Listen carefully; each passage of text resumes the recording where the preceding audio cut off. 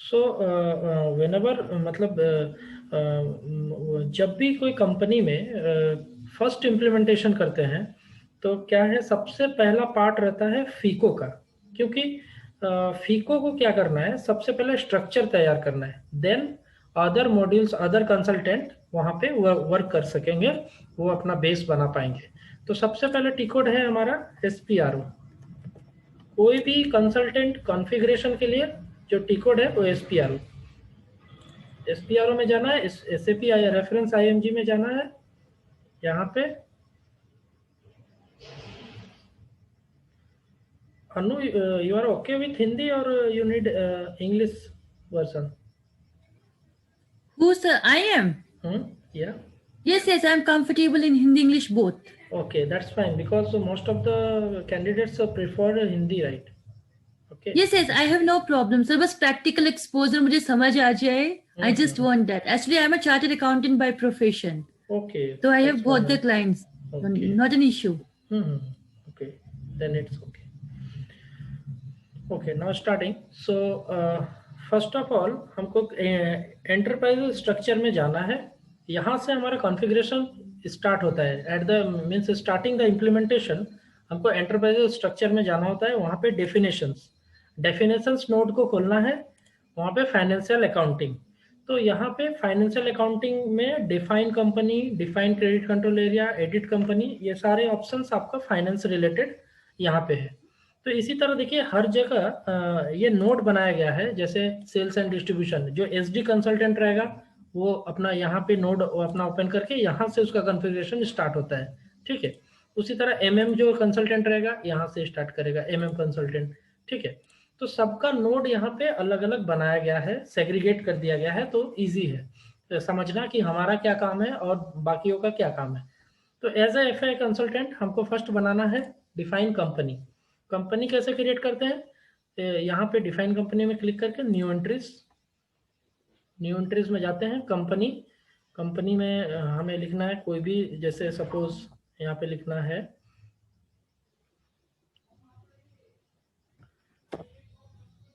TISCON, Tiscon. Suppose Tata का Tiscon company है, यहाँ पे टिस्कॉन लिख देना है।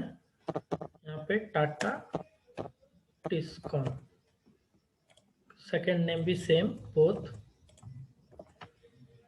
और यहाँ पे एड्रेस फिलअप कर देना है, डिटेल इंफॉर्मेशन लाइक आदित्यपुर।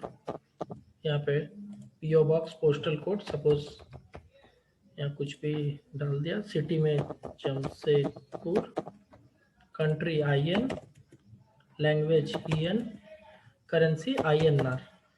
तो इस तरह से हम इसको फिलअप करते हैं, ठीक है। उसके बाद क्या करना है, सेव। अभी क्या है, यहाँ पे एक पॉपअप आया जिसमें लिखा हुआ है कस्टमाइज रिक्वेस्ट। कस्टमाइज रिक्वेस्ट का मतलब है यहाँ पे हम क्या करते हैं, एक रिक्वेस्ट जनरेट करते हैं। उससे क्या होता है, क्योंकि जो रियल टाइम में हम जो भी कॉन्फ़िगरेशन करेंगे वो डायरेक्ट प्रोडक्शन सर्वर में नहीं करेंगे, उसको कहाँ करेंगे, डेवलपमेंट सर्वर में। तो हमारा जो सर्वर का लेयर है, 3 लेयर है, जो कि है डेवलपमेंट सर्वर, उसके बाद क्वालिटी सर्वर, उसके बाद प्रोडक्शन सर्वर। तो जैसा कि मैं बता रहा था कि पहले सबसे पहले डेवलपमेंट सर्वर में हमको यहाँ पे क्वालिटी रेज करना है, अपना रिक्वेस्ट को रेज करना है। उसके बाद बेसिस कंसल्टेंट इसको क्या करेंगे, प्रोडक्शन तक मूव करेंगे। तो यहाँ पे अपना रिक्वेस्ट का एक नाम दे देंगे, कॉन्फ़िगरिंग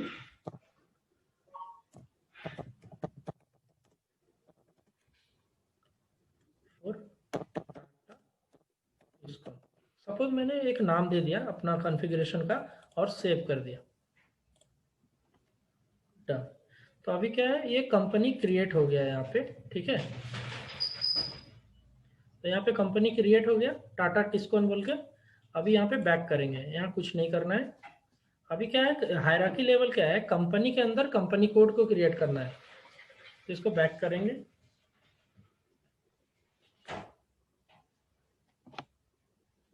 काफी स्लो है थोड़ा।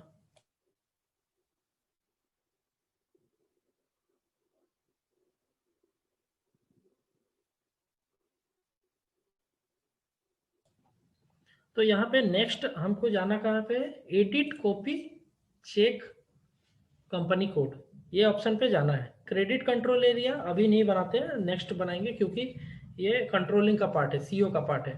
तो अभी नेक्स्ट जो हमको ज़रूरत है वो है कंपनी कोड का। तो यहाँ पे थर्ड ऑप्शन में एग्जीक्यूट करेंगे।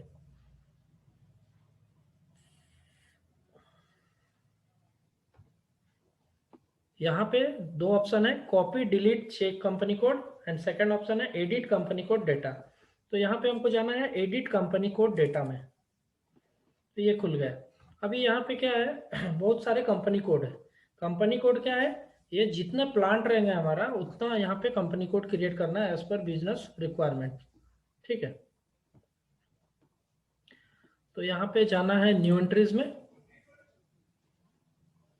यहाँ कंपनी कोड देना है, सपोज TISC, या 4 डिजिट का ही दे सकते हैं कंपनी कोड, क्योंकि 4 डिजिट मिनिमम मैक्सिमम कैरेक्टर है।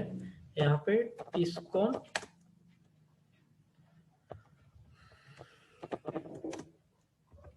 टाटा टिस्कॉन 1, सपोज ये कंपनी कोड 1 मैंने दे दिया। सिटी जमशेदपुर,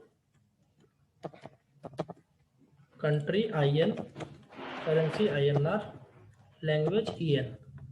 ठीक है, ये डेटा फीड करने के बाद एंटर और सेव। जैसे ही सेव करेंगे ना, इसमें अभी पूरा एड्रेस डिटेल मुझे डालना पड़ेगा। देखिए ये पॉपअप ऑटोमेटिक खुल गया। यहाँ पे मुझे इस कंपनी के बारे में कुछ डिटेल्स देना है। सपोज यहाँ पे टाटा टिस्कॉन 1, सर्च आइटम में भी लिखना है जिससे ये सर्च फाउंड कर पाए। कंट्री देना है IN इंडिया, और सिटी में यहाँ पे जमशेदपुर। रीजन, ये जिस रीजन है क्या, स्टेट, यहाँ पे स्टेट सिलेक्ट करना है। सपोज जमशेदपुर आएगा झारखंड में, यहाँ पे तो झारखंड आ गया।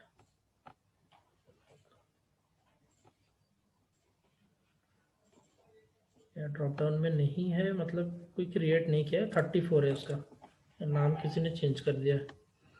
ठीक है, उसके बाद यहाँ पे टेलीफोन नंबर अगर कुछ है तो यहाँ पे डाल देंगे। मोबाइल नंबर भी डाल सकते हैं यहाँ पे, ईमेल ID डाल सकते हैं कंपनी का, और इसको सेव करना है, एंटर।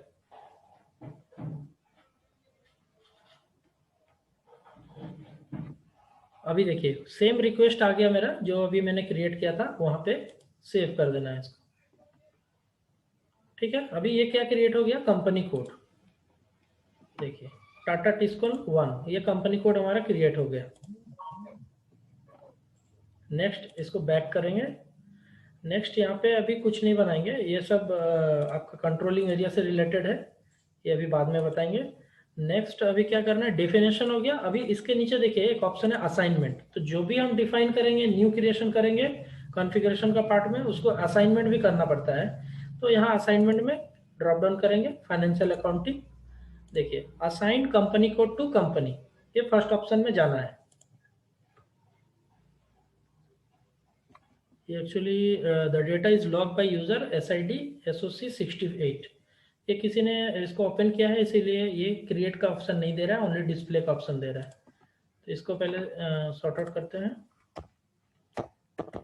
08, ये कोई यूजर अगर एंटर रहेगा किसी ट्रांजैक्शन में तो ऐसा मैसेज आता है।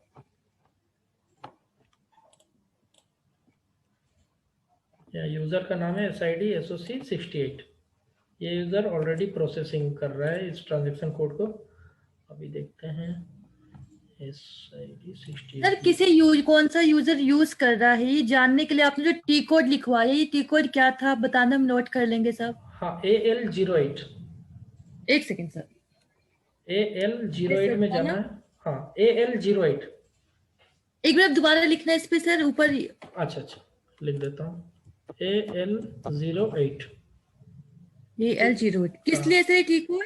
ये T कोड में हम देखते हैं कितने यूजर्स लॉगिन हैं अभी, और क्या क्या T कोड ओपन करके रखे हैं। देखिए यहाँ पे दिख रहा है ये जैसे ये न्यू SOC CS01 खोल के बैठा है ये T कोड। कोई TSC यूजर है, ऊपर में देखिए यहाँ पे लिखा हुआ है यूजर ID, यहाँ एप्लीकेशन। कौन सा टी कोड Okay. ओपन किया हो, ठीक है ना। तो अभी और जैसे किसे ये पता चल जाता है? तो इस पे जैसे अभी ये 68 एक टी कोड ओपन करके बैठा है, इसको डबल क्लिक करेंगे, ये था 68, ये SM30 टी कोड यूज कर रहा है, इसी के वजह से हमारा लॉक हो गया है। तो इसको कैसे करेंगे, इसको इस पे डबल क्लिक करेंगे, इसका ट्रांजैक्शन को सिलेक्ट करेंगे और डिलीट सेशन करेंगे। इससे क्या है, वो यूजर यहाँ से अभी हट जाएगा, देखिए रिफ्रेश, हट गया, 68 हट गया। अभी हम क्या करेंगे, वो ये ट्रांजैक्शन में जाएंगे तो इन कर पाएंगे, अभी मैसेज नहीं दिया, ठीक है। सर जैसे हम किसी यूजर को ऐसे हटा देंगे तो उसका काम रुक नहीं जाएगा? हाँ जरूर रुक जाएगा, लेकिन अभी मुझे इसको कंटिन्यू करना है तो यूजर को हटाना पड़ा ना। मतलब रियल टाइम में ऐसा नहीं Okay. करना चाहिए, जहाँ पे आप काम कर रहे हो ना जिस कंपनी में, ऐसा नहीं करना चाहिए, ठीक है। ओके। हाँ सर जब भी आपको टी कोड लिखवाते हैं ना, ऐसे एक बार आप हम सबको बता दो सो दैट हम उसको नोट कर पाए, ठीक है सर? अच्छा अच्छा, ठीक क्योंकि है टी ठीक कोड जरूर पता होनी चाहिए ना। ठीक है ठीक है, ओके। जी सर। तो ये यहाँ पे क्या करना है, असाइन कंपनी।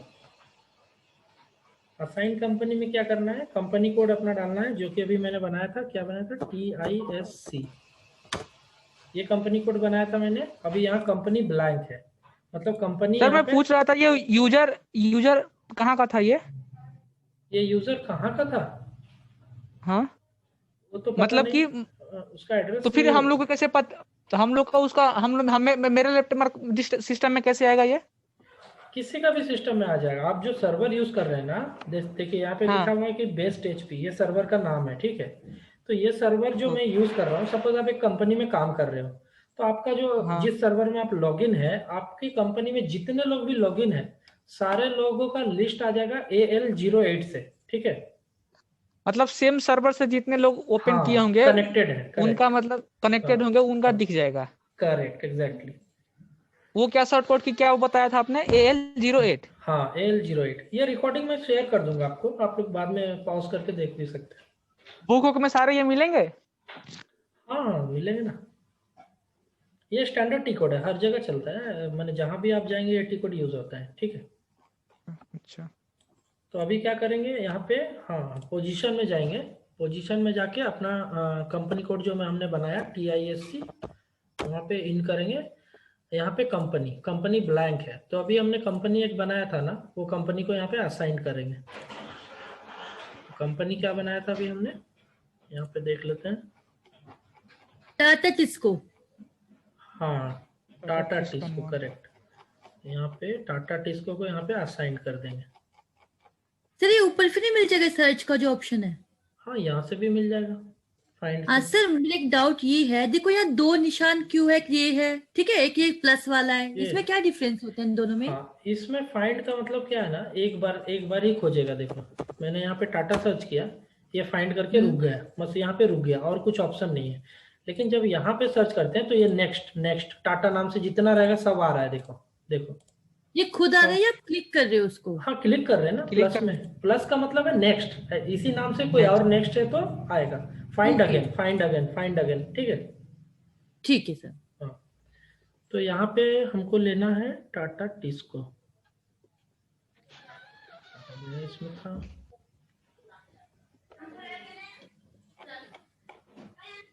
एक सेकेंड,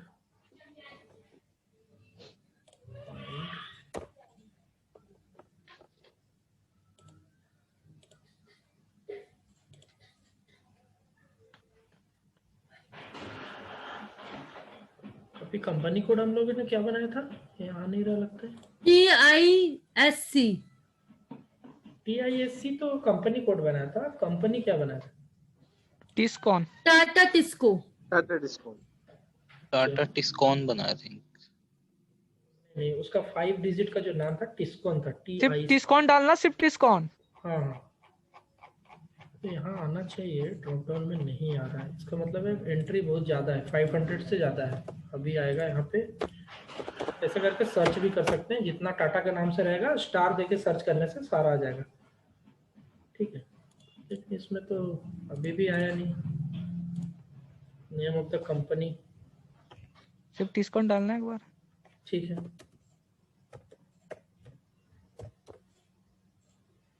नहीं ये तो है ही नहीं, अच्छा कोई नहीं, उधर से एक बार देख लेते हैं, चेक कर लेते हैं क्या इशू है इसमें। डेफिनेशन, डिफाइन कंपनी,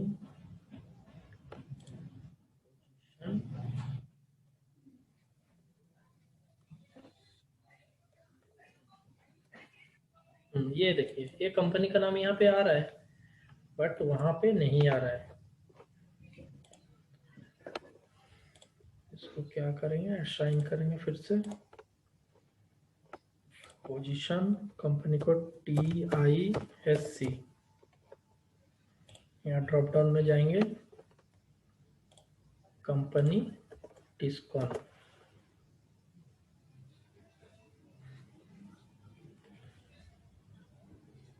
आ गया, ठीक है।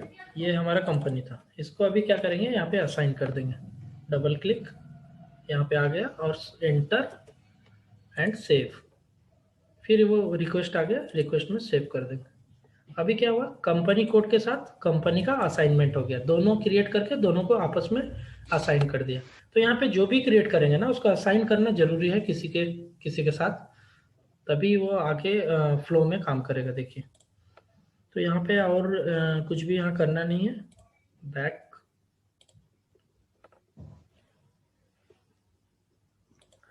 अभी जाना है फाइनेंशियल अकाउंटिंग न्यू। यहाँ पे जनरल लेजर अकाउंटिंग न्यू,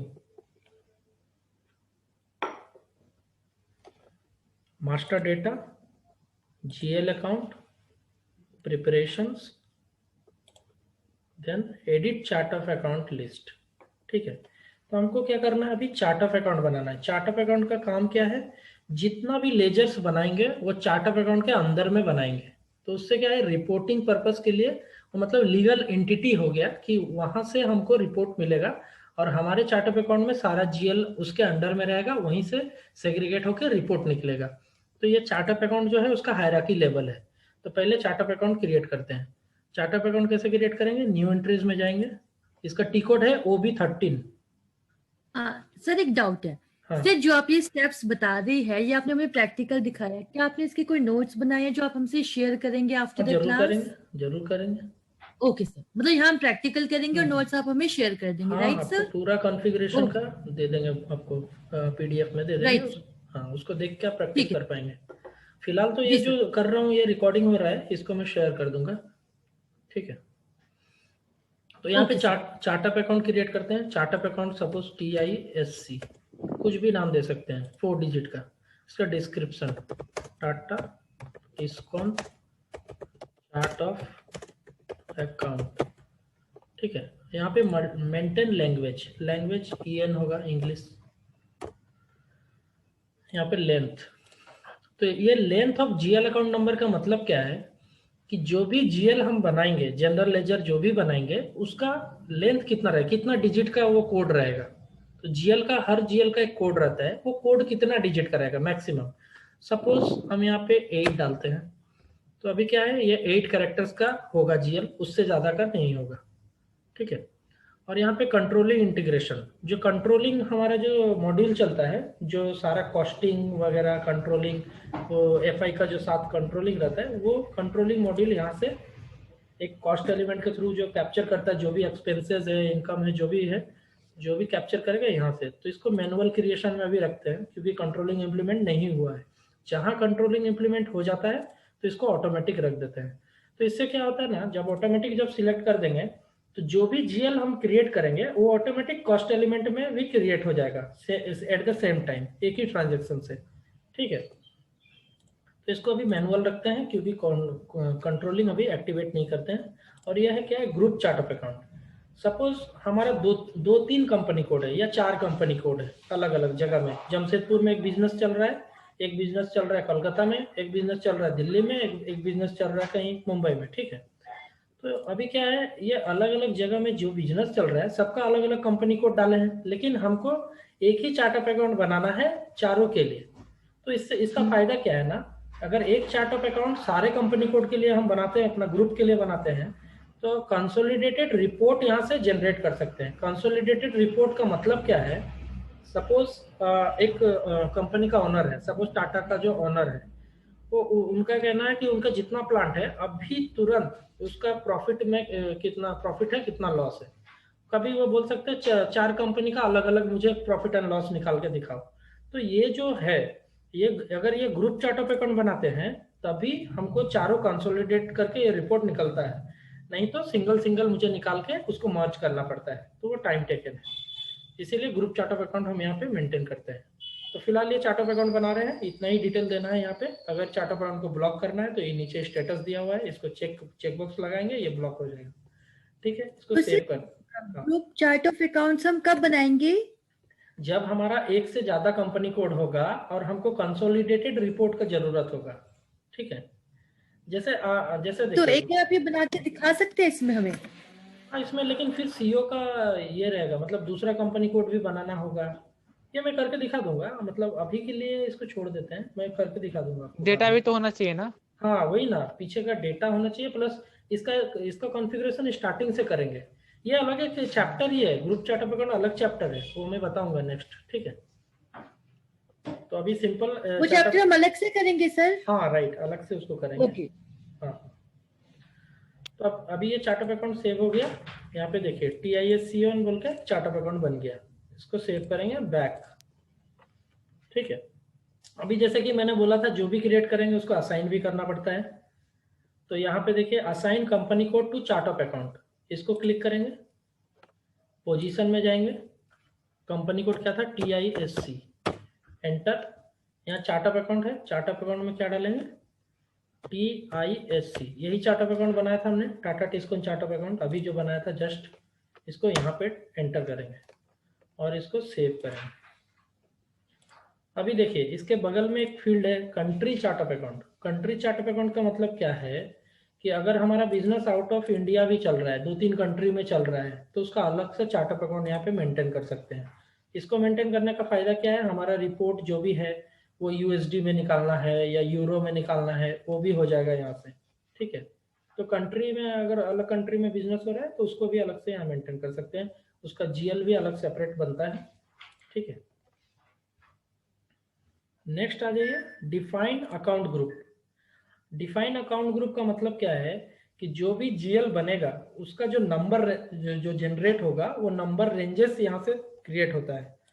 अभी देखते हैं, एग्जीक्यूट।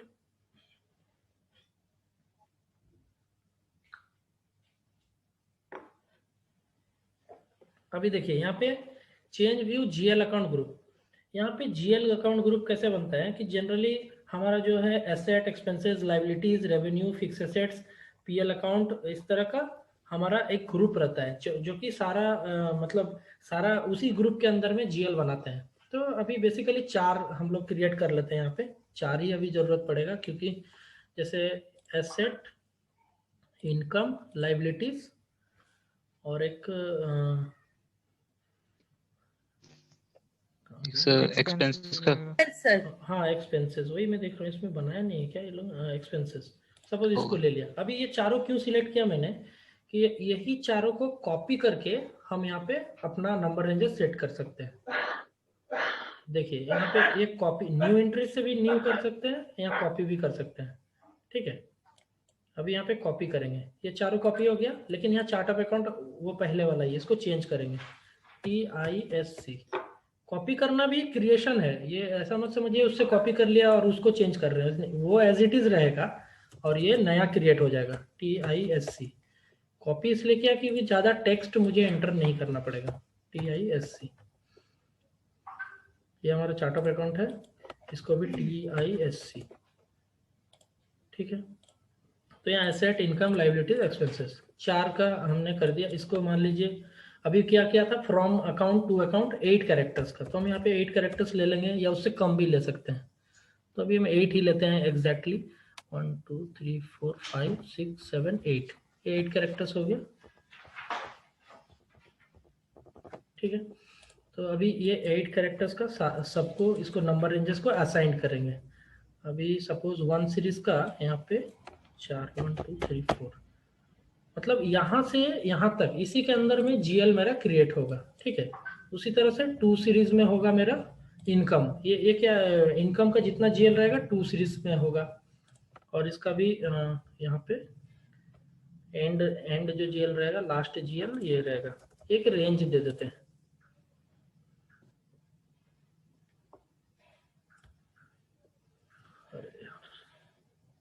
नेट स्लो है थोड़ा। समझ में नहीं आ रहा सर, सीरीज सब क्या हो रहा है। देखिए आगे जब जीएल बनाएंगे ना, इसके बाद एग्जैक्टली कट गया है। अभी जब जीएल बनाएंगे ना इतने डिजिट के होंगे, मतलब क्या होंगे, ये समझ में नहीं आ रहा है। अच्छा ठीक है, मैं बोलता हूँ, एक सेकंड। देखिए ये तो सर पहले ना नोट्स प्रोवाइड करा दो, एक बार हम लोग गो थ्रू हो जाएंगे ना, फिर बताओगे तो कोई कुछ समझ में आए। हाँ ठीक है, नोट्स में दे दूंगा, ऐसा कुछ नहीं है। देखिए ये जो 8 कैरेक्टर्स क्या है ना, मैं बोल रहा हूँ एसएपी में आप कुछ भी क्रिएट करो, कुछ भी, उसका एक कोड जनरेट होता है, ठीक है। तो वो कोड जो जनरेट होता है, डेफिनेटली उसका पीछे कुछ नंबर्स हम सेट करते हैं, और वही नंबर से वो नंबर जनरेट करता है सीक्वेंस वाइज। सपोज मैंने बोल दिया कि अभी जितना भी एक्सपेंसेस का पोस्टिंग होगा, उसका 1 लाख से लेके 1,09,99 तक ये मेरा डॉक्यूमेंट नंबर है। इसी के अंदर में वो एक्सपेंसेस जो भी बिल बुक करेगा, 1 लाख, 1,01,000, 1,02,000, 1,03,000, इस तरह से नंबर जनरेट होगा। आप एसएपी को भूल जाइए, आप एक मान लीजिए कॉपी में कि कुछ भी आप एंट्री करते हैं, सपोज आप कॉपी में एंट्री कर रहे हैं, एसएपी में नहीं कर रहे हैं, तो कॉपी में आप सीरियल नंबर मतलब सीरियल टाइप ना? नंबर, करेक्ट, सीरियल नंबर जो देते हैं, तो वही ठीक है, सीरियल ठीक। नंबर ये है, जस्ट समझ रहे हैं। ओके।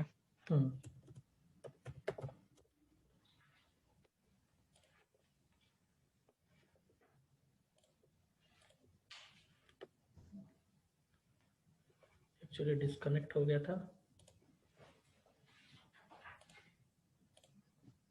इसको मेंटेन करने से इसी सीरियल में कोई इनकम का जीएल ये होगा, तो अब आपको क्या है ना, आपको रिपोर्ट निकालने में सुविधा होगा। जैसे आपको बोला जाएगा कि कितना एक्सपेंसेस का रिपोर्ट से मुझे बताओ, कितना लॉसेस है, आप रिपोर्ट कैसे जनरेट करोगे, ट्रायल बैलेंस कैसे बनाओगे ऑटोमेटिक, इसी को सेग्रीगेट करके हम लोग बनाएंगे। अभी ये कॉपी हुआ नहीं है, ठीक है। तो अभी जैसे कॉपी हुआ नहीं है, डिस्कनेक्ट हो गया था, यहाँ से कर लेते हैं।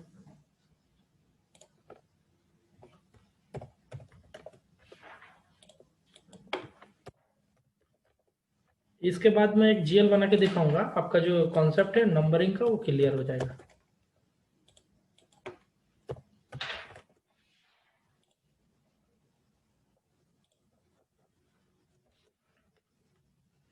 इसको रहने देते हैं, क्योंकि ये मैक्सिमम कैरेक्टर 8 है, अभी हम 4 ही लेते हैं, ठीक है। 2000 से 2009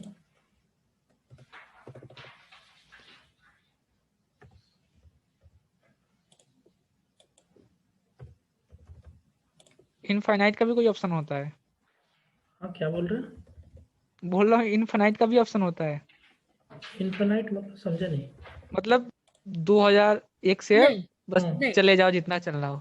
हाँ ये मैंने maximum, minimum and maximum range दे दिया। अभी क्या सीक्वेंस वाइज जब जनरेट होगा ना, तो डॉक्यूमेंट जो जनरेट होगा 2001, 2002, तो 2003 मैं बोल रहा हूँ मिनिमम तो सही है, मतलब मिनिमम रेंज तो दिख रहा है, मैक्सिमम इनफिनाइट हो सकता है, मैं ये पूछ रहा हूँ। हाँ क्यों नहीं हो सकते, जहां तक आप देंगे वहां तक होगा ना। इसको सेव कर दिए, ठीक है। अभी क्या है, अकाउंट ग्रुप जनरेट हो गया। आप जब जीएल बनाएंगे तो देखिए इसी के अंदर में बनाएंगे। अभी नेक्स्ट स्क्रीन खोलता हूँ, एक जीएल बना के दिखाता हूँ FS00 से। टी कोड लिख लीजिए जीएल बनाने का, FS00, FS00, ठीक है।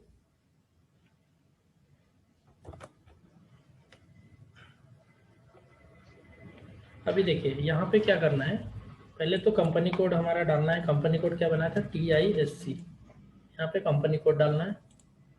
और जीएल अकाउंट, ये जो जीएल अकाउंट है ना, ये क्या बनेगा, अभी जो हमने यहाँ,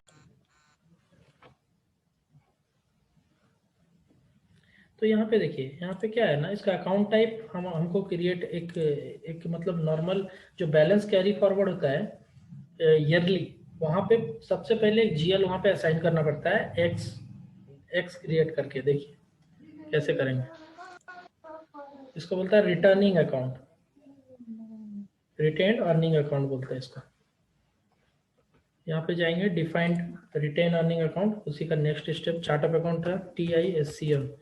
ये क्या करेगा, हमारा ईयरली जो बैलेंस ट्रांसफर होगा या मंथली जो बैलेंस कैरी फॉरवर्ड होगा वो सारा यहाँ से होगा। तो यहाँ पे एक्स देंगे, अकाउंट कुछ भी दे देंगे, सपोज 10,000 दे देंगे, एंटर एंड सेव। ये अकाउंट क्रिएट नहीं हुआ है, ठीक है, लेकिन फिर भी इसको मतलब डमी एक अकाउंट देके सेव करेंगे। ये अकाउंट का काम क्या है, बैलेंस को कैरी फॉरवर्ड करना, बाद में इसको क्रिएट कर देंगे। अभी इसको डमी दे देते हैं, बैक बैक।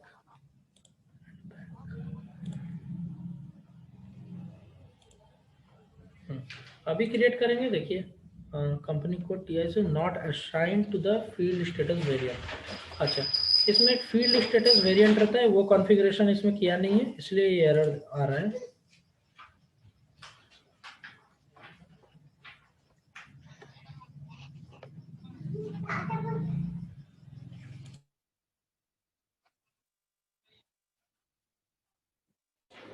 तो यहाँ पे पहले इसको फील्ड स्टेटस वेरिएंट को हमको असाइन करना पड़ेगा।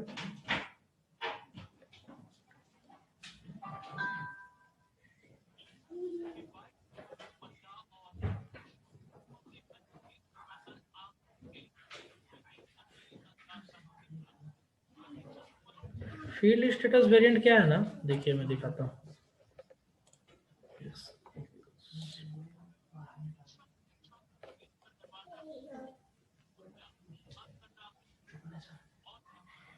यहाँ पे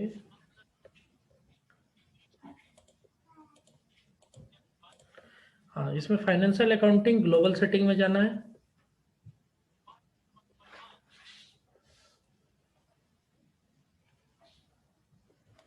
यहाँ पे डॉक्यूमेंट में जाना है, उसके बाद लाइन आइटम, सॉरी,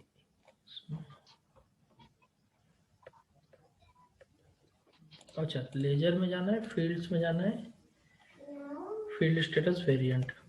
यहाँ पे डिफाइन फील्ड स्टेटस वेरिएंट, इसका काम क्या है ना, हर अकाउंट का मतलब जो भी टाइप रहेगा, माने वो अकाउंट किस नेचर का रहेगा, क्या क्या फील्ड उसमें मैंडेटरी रहेगा, कैसे वो फ्लो करेगा, जनरल लेजर का नेचर क्या रहेगा, वो यहाँ से डिफाइन होगा। देखिए दिखाता हूँ। तो यहाँ पे देखिए, जैसे फील्ड स्टेटस वेरिएंट क्या है, स्टैंडर्ड चीज है, ये हर जगह सेम रहेगा। तो एक को हम कॉपी कर लेते हैं, उससे सारा कॉपी हो जाएगा। देखिए इसको कॉपी,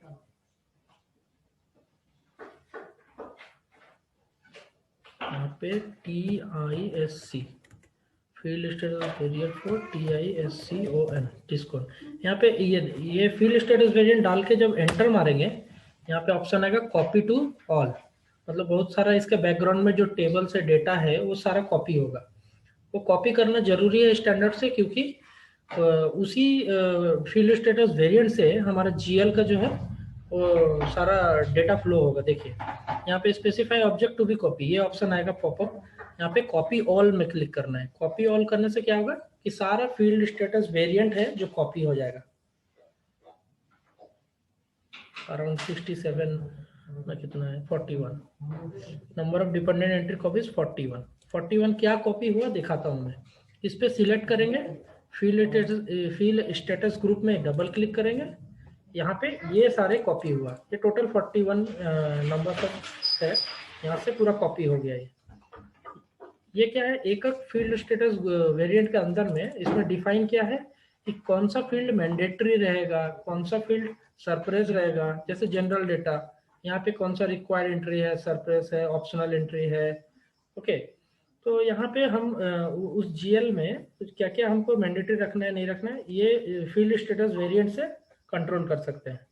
यहाँ पे बहुत सारा है, जैसे मटेरियल मैनेजमेंट के लिए क्या क्या customer goods movement, purchase order mandatory करना है कि नहीं, ये सारा इसी से कंट्रोल होता है, मैंडेटरी फील्ड्स। ओके, तो ये अभी हमने बना लिया है सेव। अभी इसको क्या करना है, सेम असाइन करना है कंपनी कोड में। असाइन कंपनी कोड, ये भी लॉक है, देखिए न्यू SOC 001, इसको L08 से हटाना होगा, नहीं तो अभी एंटर नहीं कर सकते। 001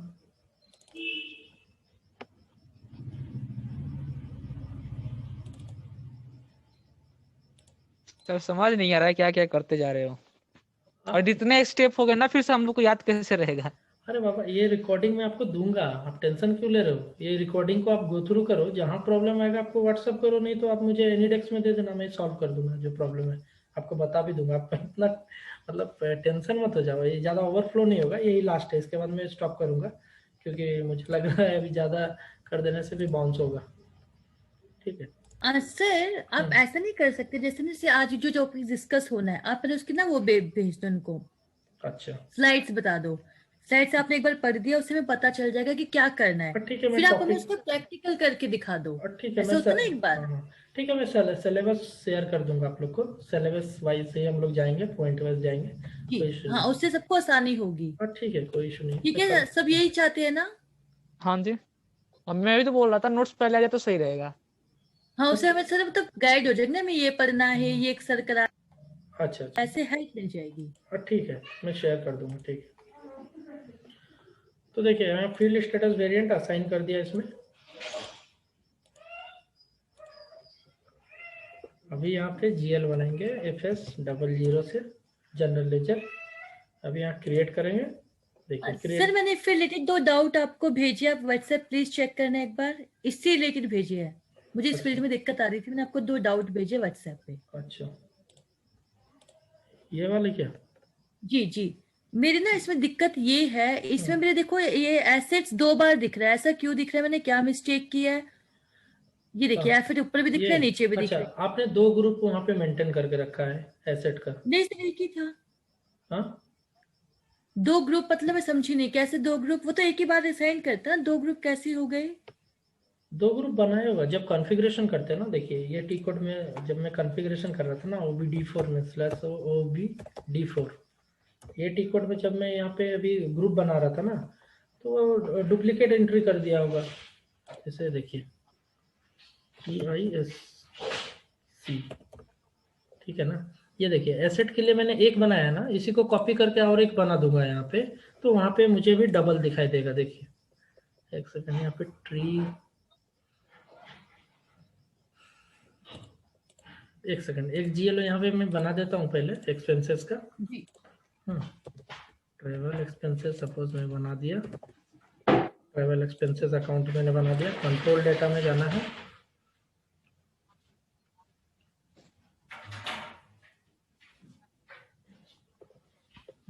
यहाँ पे करेंसी INR रहेगा, ओनली लोकल बैलेंस करेंसी, ये वाला चेकबॉक्स जब मतलब जो एक्सपेंसेस का GL रहेगा उसमें नहीं लगाएंगे, सिर्फ इनकम और एसेट वाला में लगाएंगे। ठीक है, और उसके बाद यहाँ पे टैक्स कैटेगरी, इनकम और एसेट में लग, सर समझी नहीं मैं, एक्सपेंस में नहीं लगाना। हाँ हाँ, ये देखिए यहाँ पे मैंने 4 ग्रुप बनाया ना, एसेट, एक्सपेंसेस, इनकम, लाइबिलिटीज। तो हमको एसेट और इनकम में, ये दोनों में ये लोकल करेंसी मुझे सेट करना है, बाकी में नहीं करना है। क्यों सर? क्योंकि देखिए जो GL हमारे जैसे एक्सपेंसेस का GL बना रहे हैं, या फिर इनकम का ये सॉरी लॉसेस का एक्सपेंसेस एंड इनकम, ये एक्सपेंसेस एंड इनकम जो है वो लोकल ही होता है, क्योंकि बाय डिफॉल्ट वो लोकल होता है, क्योंकि वो कंट्री लेवल पे वो GL असाइन नहीं रहता है। और जो ये दोनों GL रहेंगे ना, जैसे ये एसेट एंड एक्सपेंसेस, सपोज आपने एसेट ये खरीदा हुआ है UK से और इंडिया में आपने एक्सपोर्ट किया है, तो इसको लोकल करेंसी अगर हम चेक लगा देते हैं तो हम क्या USD में कैलकुलेट कर पाएंगे? उसका वैल्यू नहीं कर पाएंगे। लेकिन जो एक्सपेंसेस और इनकम रहेगा ना, वो एक्चुअली एक्सपेंसेस तो यही लोकल में ही होगा बाय डिफॉल्ट। अगर आपको बाहर का कुछ एक्सपेंसेस है तो उसको फिर अलग स्पेशल GL यहाँ पे क्रिएट करते हैं। मैं वो दिखाऊंगा आपको प्रैक्टिकल, जब मैं एंट्री करके दिखाऊंगा ना तो आपको समझ में आएगा यहाँ पे, क्योंकि मतलब सर एक सेकेंड, एक्सपेंसेस और इनकम, एक्सपेंस और इनकम दोनों में ओनली बैलेंस लोकल करेंसी रखना है, राइट? उसमें नहीं रखना है, इससे वो बाय डिफॉल्ट रहता है। रखना है। हाँ करेक्ट, उसमें नहीं रखना है। किस किस में रखना है, एक मिनट मुझे बताना, मैं लिख रही थी, किस किस में रखना है ये? एसेट में और आपका इसमें इनकम में, करेक्ट, इनमें रखना है। ठीक है, ठीक है सर। सर और आपके बिहाफ पे अगर खर्चा कहीं मतलब लोकल ना हो, आउट ऑफ कंट्री हो, तो फिर हाँ तो स्पेशल जीएल बनाना पड़ेगा। उसके लिए स्पेशल जीएल है, वो क्रिएट करना होगा। मैं दिखाऊंगा अभी, इसीलिए मैं बोला प्रैक्टिकल केस में आएंगे ना तो मैं बताऊंगा कि एक्सपोर्ट का एंट्री कैसे करेंगे। ठीक है, तो अभी देखिए उसके बाद क्या है आपका, ये जो मैंडेटरी फील्ड है आपका टैक्स कैटेगरी। टैक्स कैटेगरी क्या होता है, इनपुट आउटपुट टैक्स होता है। अगर ये जीएल टैक्स का जीएल है तो वो टैक्स इनपुट का जीएल है या टैक्स आउटपुट का जीएल है, यहाँ से असाइन करेंगे। अगर इनपुट आउटपुट दोनों हो रहा है तो स्टार। ठीक है, ये यहाँ पे सेटिंग्स यहाँ पे लगा सकते हैं। अगर ये जीएल टैक्स से रिलेटेड नहीं है तो सिर्फ यहाँ कुछ नहीं देंगे, ब्लैंक रखेंगे, ये टैक्स चेकबॉक्स लगा देंगे। ठीक है, और ये है रिकॉन्सिलिएशन अकाउंट। अगर जैसे वेंडर का हम लोग रिकॉन्सिलिएशन अकाउंट बनाते हैं, क्योंकि वेंडर का हर वेंडर का एक लेजर बनाना पॉसिबल नहीं है, तो उसके लिए हम लोग मास्टर डेटा का यूज करते हैं, यानी सब लेजर्स। और उसको मेन यहाँ पे एक वेंडर का ये जैसे है वेंडर, यहाँ पे सिलेक्ट करके एक लेजर बना देंगे जिसका नाम रहेगा जैसे क्रेडिटर फॉर डोमेस्टिक्स।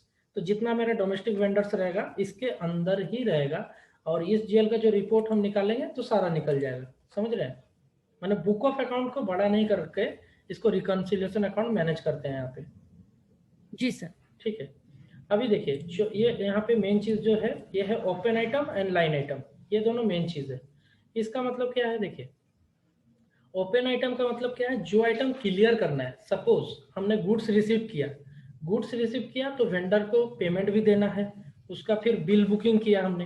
तो जब बिल बुकिंग करेंगे तो लाइबिलिटी खड़ा हो जाएगा एक जीएल में, दिखाएगा कि इतना वेंडर का इतना बैलेंस ड्यू है, और जब तक उसका पेमेंट नहीं करेंगे वो बैलेंस ऐसे ही खड़ा रहेगा। ठीक है, तो उसको बोलते हैं हम लोग ओपन आइटम मैनेजमेंट। वो उसको ओपन आइटम बोलेंगे जो बैलेंस खड़ा रहेगा, और जो क्लियर हो जाएगा वो क्लियर आइटम हो जाएगा। तो वो यहाँ पे ऑटोमेटिक ये चेक लगाना जरूरी है, जो कि ओपन आइटम जैसे इन्वेंट्री, स्टॉक, स्पेयर्स, ये सब का जो जीएल रहेगा ना, स्टॉक का जो जीएल रहेगा उस सब में ओपन आइटम लगाना है।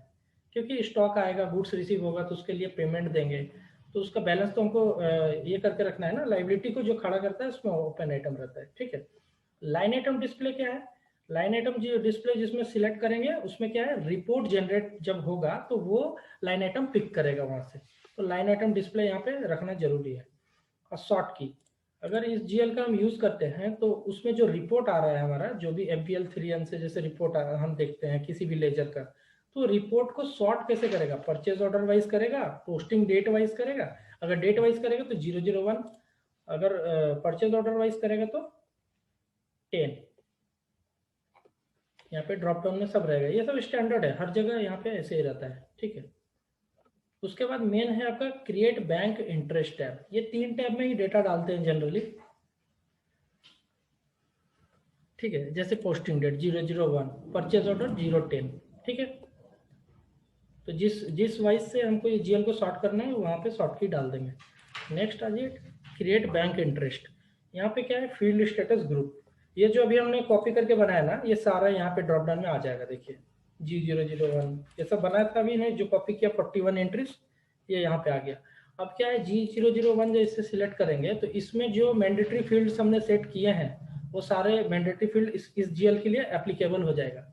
ठीक है, तो इसी के लिए हम लोग फील्ड स्टेटस ग्रुप मेंटेन करते हैं अलग अलग। देखिए बैंक जीएल में सपोज बैंक जीएल में हम चाहते हैं कि वो चेक नंबर को मैंडेटरी रखे, तो ये वाला हम सिलेक्ट करेंगे, और इसमें जो चेक का फील्ड रहेगा उसको मैंडेटरी कर देंगे। तो इस तरह से हम अलग अलग स्क्रीन को डिवाइड कर दिए हैं फील्ड स्टेटस ग्रुप से। नेक्स्ट आ जाइए post automatically only. Post automatically only का मतलब क्या है, इस जीएल पे हम मैनुअल पोस्टिंग नहीं कर सकते। मैनुअल पोस्टिंग मतलब क्या है, FB50 FB60 टी कोड से हम लोग मैनुअल पोस्टिंग डायरेक्ट इस जीएल में एक एंट्री करते हैं, वो एक अलग चीज है। और एक ट्रांजेक्शन के थ्रू, जैसे गुड्स रिसीव कर रहे हैं तो ऑटोमेटिक इसमें वो जीएल को अफेक्ट करेगा, ऑटोमेटिक क्वांटिटी अपडेट होगा, बढ़ेगा। गुड्स इश्यू करेंगे तो क्वांटिटी घटेगा। इन दिस केस हम लोग इसको पोस्ट ऑटोमेटिकली चेकबुक्स लगाएंगे। और जिसमें मैनुअल जैसे ऑटोमेटिकली कहीं होता होगा, एकदम हम तो एंट्री खुद ही करते हैं कंट्री का। नहीं, स्टॉक का जीएल उसको ऑटोमेटिक नहीं करते हम लोग तो गुड्स रिसीव करेंगे तो ऑटोमेटिक स्टॉक बढ़ना चाहिए, है कि नहीं। जैसे एक वेंडर को ऑर्डर दिया, वो वेंडर क्या किया, वो गुड्स लेके आ गया। अभी क्या करना है, उसको मीगो टी कोड से MIGO टी कोड से गुड्स रिसीव करना है। तो वहां पे मुझे सिर्फ परचेज ऑर्डर डालना है और क्वांटिटी डाल के सेव कर देना है कि इतना क्वांटिटी रिसीव हुआ। तो वो जब एक्टिविटी करेंगे तो ऑटोमेटिकली ये जीएल में वो क्वांटिटी सेव हो जाएगा। ये कैसे होगा, आपने तो जीएल नहीं डाला, तो वो होता है ऑटोमेटिक एंट्री। ठीक है, तो उस केस में हम पोस्ट ऑटोमेटिकली लगाएंगे। और जैसे बिल बुकिंग कर रहे हैं, कुछ एक्सपेंसेस हो गया, ट्रेवल एक्सपेंसेस हो गया या कुछ एक्सपेंसेस हुआ, तो एक्सपेंसेस का जो जीएल रहेगा वो ये चेक नहीं लगा सकते उसको, क्योंकि एक्सपेंसेस को हम लोग डायरेक्ट बुकिंग करते हैं, डायरेक्ट बिल बुकिंग करते हैं उसका। ठीक है ना। और इसमें कुछ भी उतना मतलब इम्पोर्टेंट फील्ड नहीं है। जो इम्पोर्टेंट फील्ड है मैंने बता दिया। इतने डालने के बाद आप जब सेव करोगे तो ये जीएल क्रिएट हो जाएगा। ठीक है।